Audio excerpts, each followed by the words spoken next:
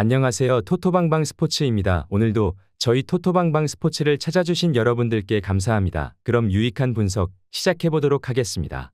적중하신 토토방방 가족방분들 모두 축하드립니다. 토토방방 가족방에서 모든 경기 언어범 및 핸디캡 최종 조합 공유해드리고 있습니다. 적중률 높은 가족방 입장은 고정 댓글에 있는 링크로 문의해 주시기 바랍니다. 6월 23일 국내 축구 5경기 분석 시작하겠습니다. 첫 번째로 인천 유나이티드 대 포항 스틸러스 경기 알아보겠습니다. 먼저 인천은 승부차기 승리를 따냈다. 하지만 감독은 경기력에 비하면 다행이었다고 할 정도로 경기력이나 성적이 하락세인 상황이다.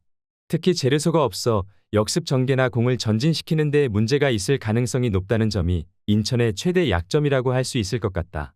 물론 인천이 포항을 상대로 수비를 철저하게 하면서 어느 정도 전적 자체를 좁히는 모습을 보여주기도 하는데 최근에는 리그에서의 수비 성적도 아주 좋지는 못한 상황이기도 하다. 이어서 포항은 박태하 감독의 시름이 깊어지고 있다. 좀처럼 경기력에서의 반등을 하지 못하고 있는 모습이다. 일단 정재희가 최근에는 공격 포인트 자체를 쌓지 못하는데 사실 정재희도 후반에 조커로 투입되는 경우가 많다. 조르지 같은 공격진 선수들이 전반적으로 골을 기록하는 능력치가 떨어진 셈으로 볼 수 있을 것이다. 포항의 강점은 뒷심과 결정적인 시간대에 반짝이는 것이었는데 최근에는 이마저도 하락세를 보이고 있는 상황이다. 두 팀이 모두 공격적으로 고민이 깊은 상황으로 보인다. 특히 인천은 공을 앞으로 전진시켜주는 제르소의 이탈이 상당히 길어질 것으로 예상되는 상황이다. 물론 포항도 현재 감독이 직접적으로 경기력에 대한 부정적인 코멘트를 남기기도 했다는 점을 감안해야 하는 매치업이다. 무승부를 추천합니다. 두 번째로 제주 유나이티드 대 울산현대 경기 알아보겠습니다. 먼저 제주는 상당히 난관이 가득한 상황이다.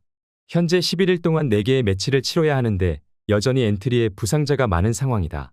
특히 제주가 이동거리의 여파로 여름에 약하기도 한데 제주도는 장마도 예고가 되어 있다. 가지고 가는 플랜 A의 정확성도 보장할 수 없고 비가 오는 상황에서는 선수들의 체력도 소모가 더 빠르다. 전반적으로 제주가 여름에 약한 이유도 이와 같다고 할 수 있을 것이다. 이어서 울산은 상당히 흐름이 좋지 못하다. 특히 지난 경기에서는 수비진의 조직력이 붕괴되면서 주민규 등 주전 선수들이 대거 투입되는 불상사가 발생했다. 제주도로 가는 일정을 앞두고 주전들에게 휴식을 주지도 못했다. 특히 김영권과 황석호가 무릎과 전반적인 컨디션 난조에 시달리고 있는데 사실 울산의 올 시즌 수비는 노쇠화로 인해서 불안감이 상당히 큰 상황이다. 다행인 점은 울산이 제주에게는 전반적으로 강한 모습을 보여왔다는 점이다. 울산의 경기력도 무작정 신뢰하기엔 어려움이 따르는 게 사실이다. 대신 제주도 체력이나 엔트리 구성 등의 문제가 아직 남아있는 상황이다. 울산이 제주를 상대로 전반적으로 강하다는 점을 생각하면 그대로 울산의 승리가 예상되는 매치라고 볼 여지는 있다.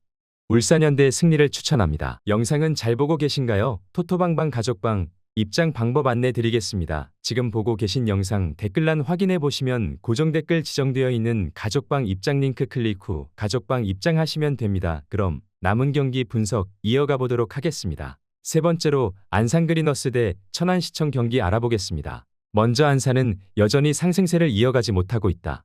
일단 공격적인 축구를 구사하겠다는 의지를 천명한 상황이다. 하지만 재정난으로 인해서 외국인 선수도 없고 김범수의 폼도 올라오지 못한 상황에서는 한계가 뚜렷하다. 지난 김포전에서도 강수일이 PK를 실축하고 감독과 코치가 모두 퇴장을 당하는 등 안산이 상당히 조급함을 느끼는 것이 아닌가 싶은 모습이었다. 이어서 천안은 상당히 공격적인 플레이를 선호하는 편이다. 물론 충북 청주나 최근 기조를 바꾼 아산에게 지는 등 잠그는 팀에게 약한 면모가 없지는 않다. 하지만 안산은 전반적으로 라인을 올리는 편이다. 김태환 감독의 공격적인 스타일이 원정에서 오히려 효과를 더 보기도 했던 편이다. 물론 전반적인 수비의 역량이나 하프 스페이스에서의 수비 전술에서는 김태환 감독이 꽤 아쉬운 모습을 보여준다는 점이 불안 요소가 될 수 있을 것이다.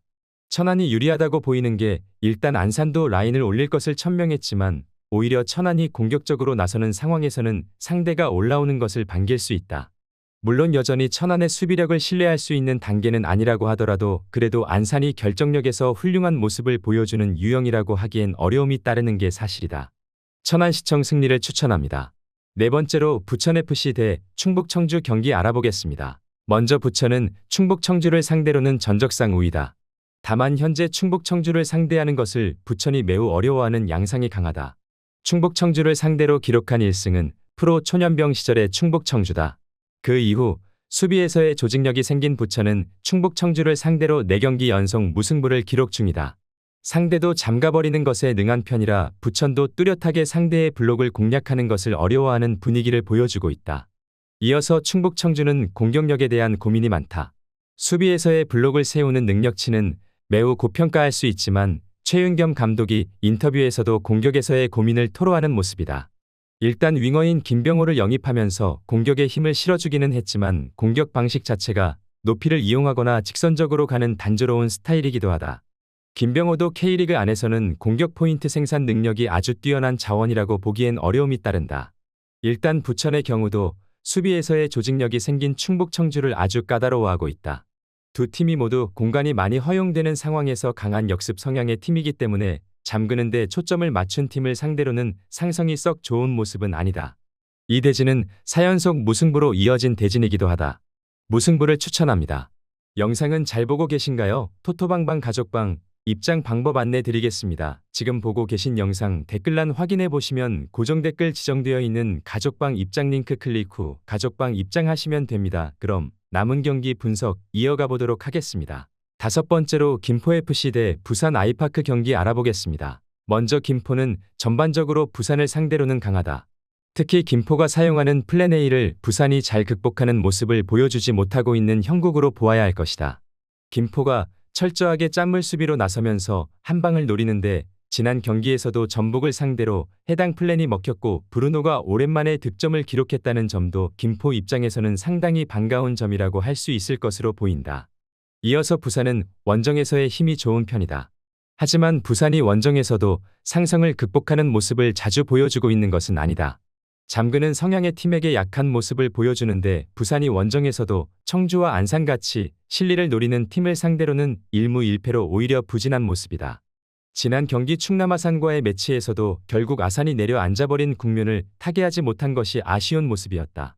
부산이 원정에서 강한 모습을 자주 보인다고 하지만 그래도 잠그기에 능한 팀들을 상대로는 전반적으로 부진한 흐름을 가져가는 경우가 많다. 특히 김포를 상대로도 전적에서는 밀리는 양상을 보인다. 김포가 플랜 A를 그대로 유지한다 해도 큰 문제 없이 상성에서 앞설 수 있다고 예상되는 매치업이다. 김포FC 승리를 추천합니다. 시청해 주셔서 감사합니다. 시청하신 영상 외에 다른 경기 분석 및 최종 조합은 고정 댓글 링크 클릭 후 가족방 입장하시면 확인해 보실 수 있습니다. 감사합니다.